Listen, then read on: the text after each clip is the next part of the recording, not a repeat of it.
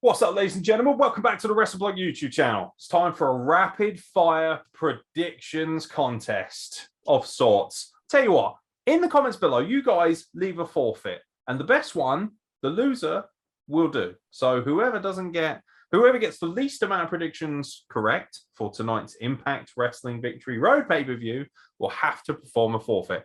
Try and keep it somewhat light. Not, oh, loser has to rape a donkey. Let's try and be a bit nicer about this. I'm Aeron Nix. He's Kyle Wilkinson. Kyle Wilkinson, are you ready to discuss and predict Impact Wrestling's Victory Road pay-per-view? Yeah, so let's hope it's better than it was 10 years ago. Oh, is it 10 years since the infamous Victory Road 2011, right? Oh, right. I cannot wait for Christian Cage's title defense to last 24 seconds. All right. Taylor Wilde versus Nathaniel Dashwood, who will have Caleb with a K in tow. Nathaniel Dashwood, I'd imagine, right? She's still kind of on the up and up. Yeah, I never feel like they've done enough with her.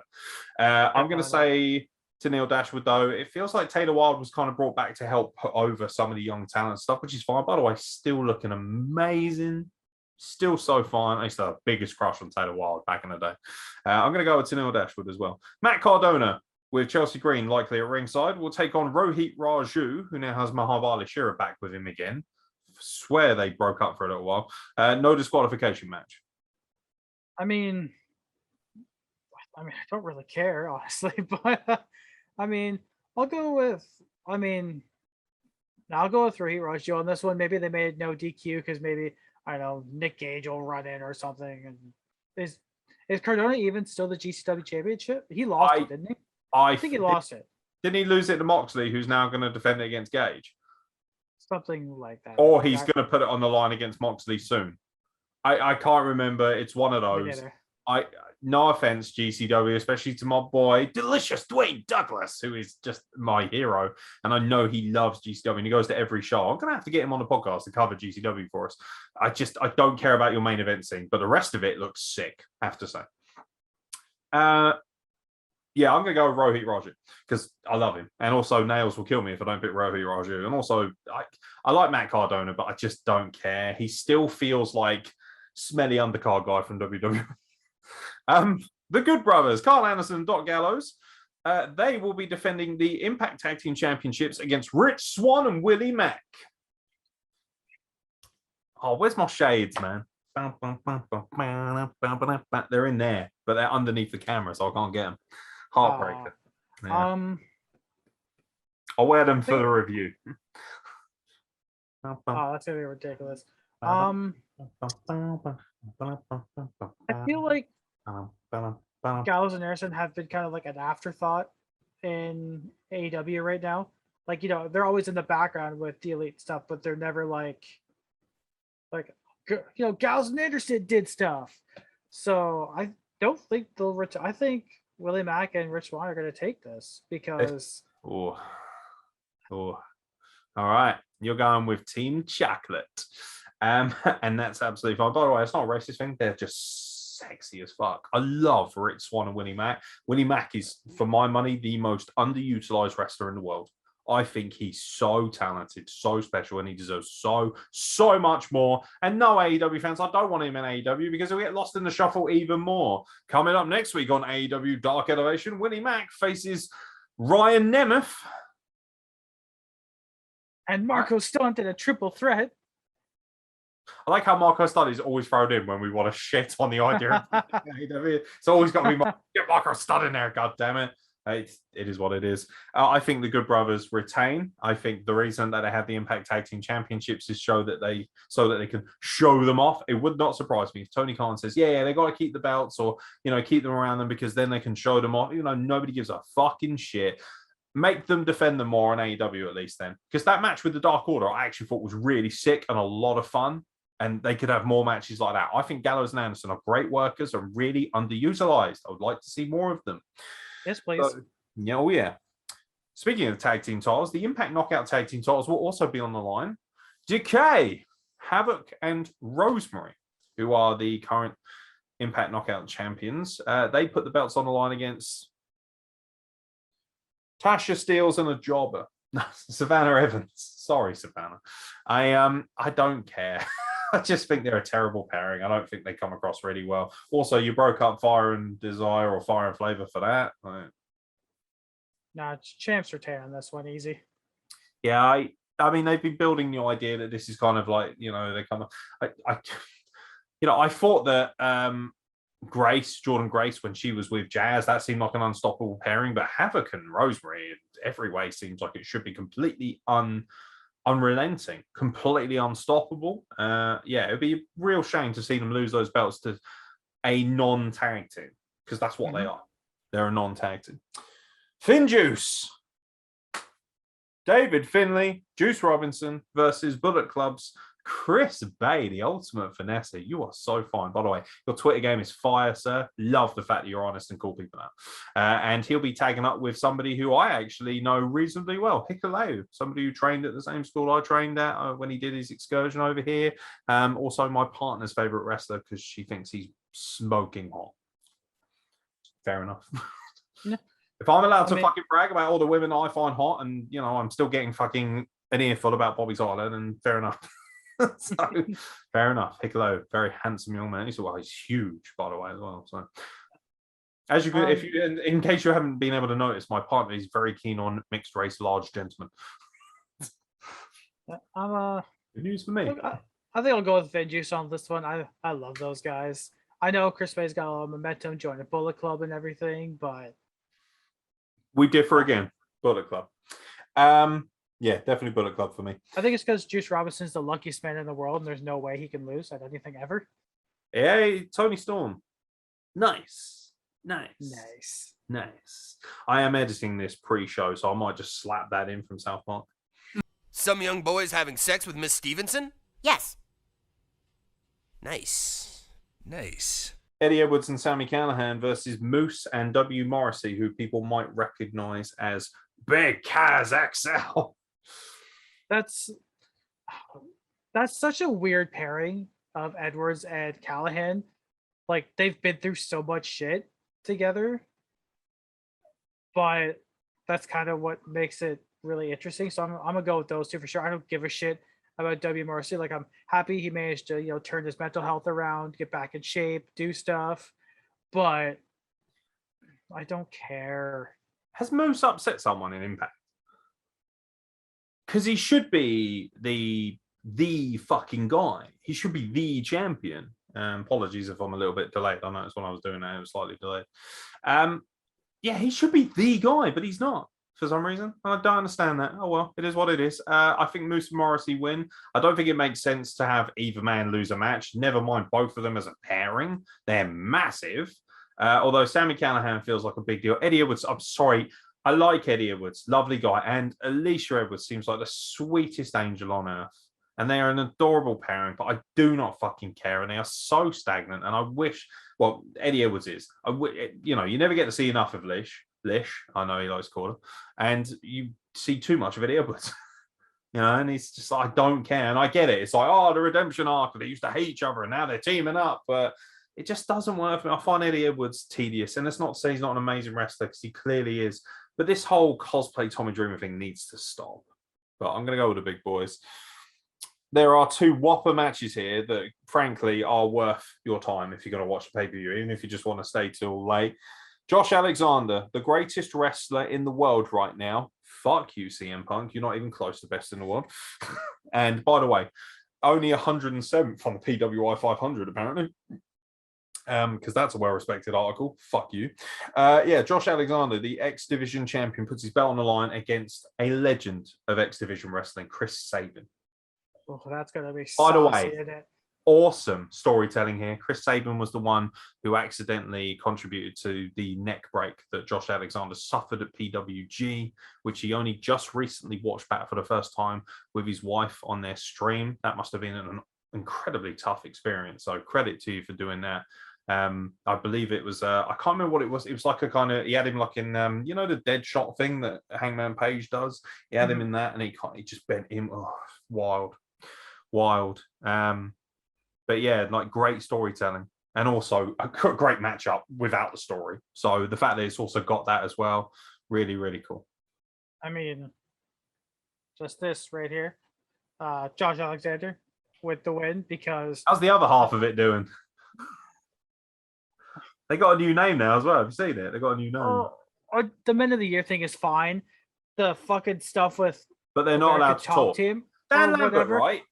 I don't give a shit. With anyone. Dan Lambert can talk for any... do you remember Dan Lambert when he was part of top team for Impact? Which, by the way, they've completely stolen that gimmick and then put it on there. Dan Lambert is amazing, and he plays the Jim Cornette role really well, I think. Really fun. It's clearly a parody. And I think it's great, and I think he's amazing, and he garners heat very easily, but fuck me. Of all the people you want to put with him, Ethan Page, who is probably one of the most naturally charismatic guys you have on your entire roster that you do nothing with. He's woefully underutilized at the best of times. And I know they're wrestling Chris Jericho and Jake Hager on Rampage this week. Whoop-de-doo, Basil. Like, what a fucking waste of talent. Unbelievable. Just come back to Impact, mate. The North. I don't want to... This is the thing as well. I don't want the North in AEW because they won't use them enough.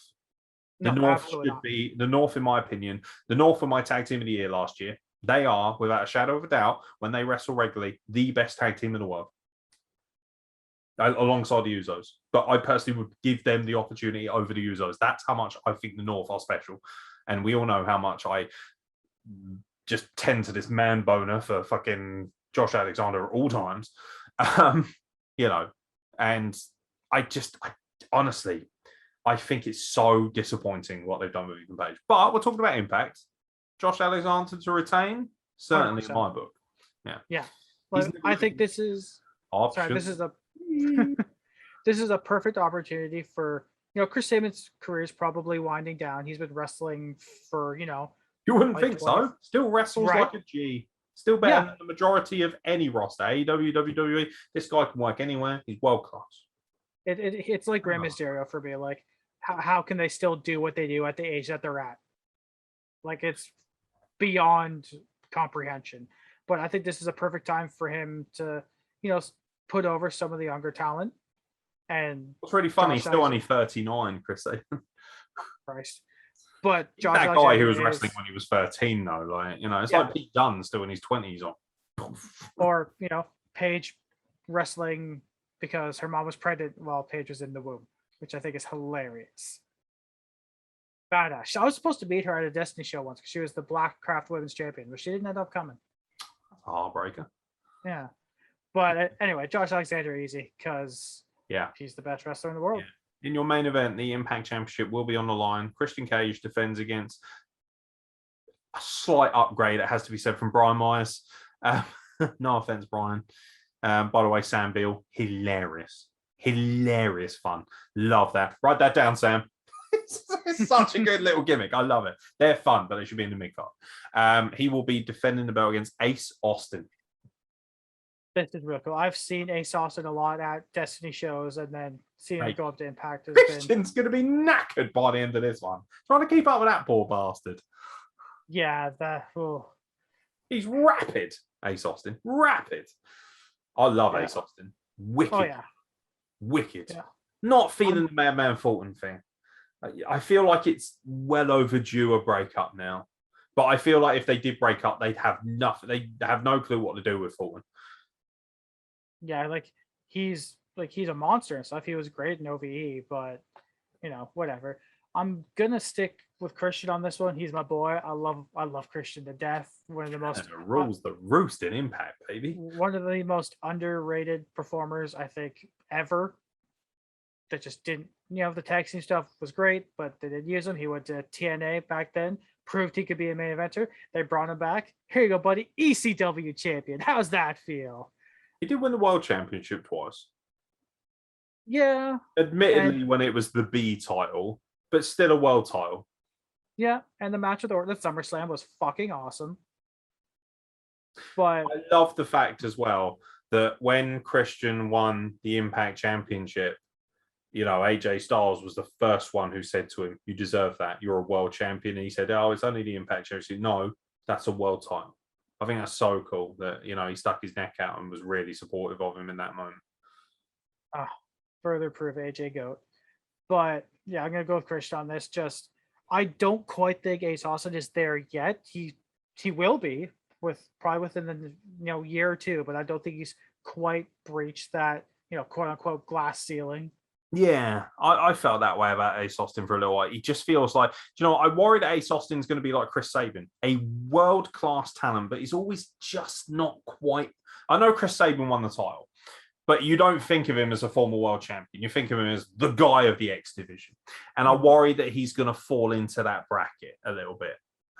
Because he does just lack that extra. I actually think he's really charismatic. I think he's really good on the mic. I think he goes out with Gia Adams in real life, and he's always trolling her because she's the interviewer, backstage interviewer, and I think he's really funny. And I think he's got a great lot of potential. But the problem with Impact, probably you could argue, is that they are lacking in very in-depth creative storylines.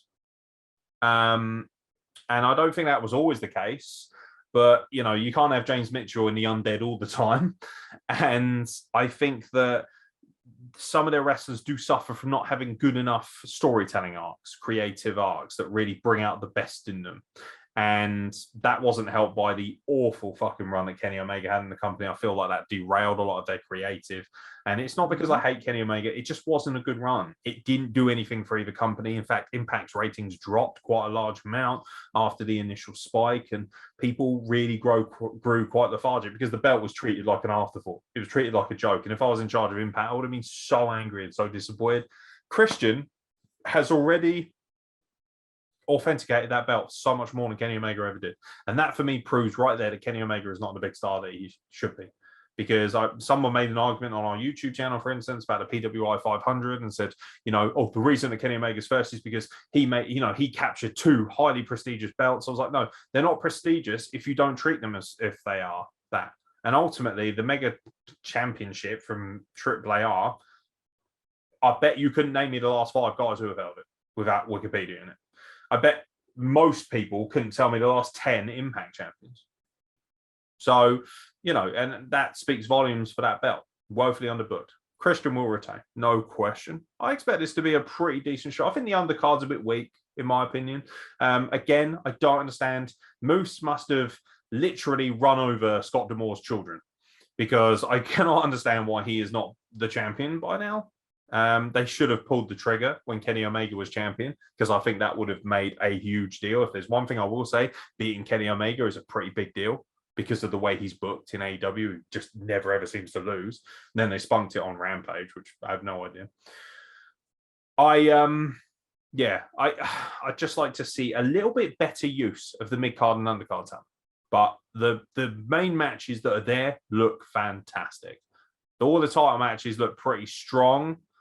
Also, where the fuck is the women's title match? It's another pay-per-view where you don't have one. Poor effort on that regard. There should be more.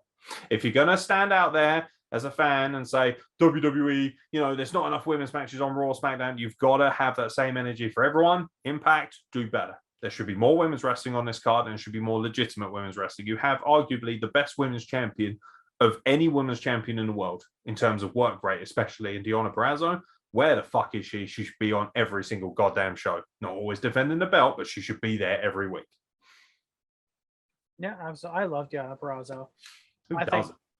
Awesome. It's so exciting to see her actually being utilized. Yeah, she's such an awesome human being. Just fucking awesome. Really cool. That, ladies and gentlemen, that brings to an end our predictions for Victory Road. If you're watching, let us know. Again, if you don't know how to watch, Impact Plus is probably your best bet. That app is just $5, $6, £5, somewhere around that region a month. It's literally pennies when you consider you will get literally every single one of their pay-per-views that they do, the extra ones. Obviously, Bound for Glory, Slammiversary, you have to pay for those extra because they're like, they're WrestleManias. But you get all of the special pay-views, and there's been some really good ones, to be fair.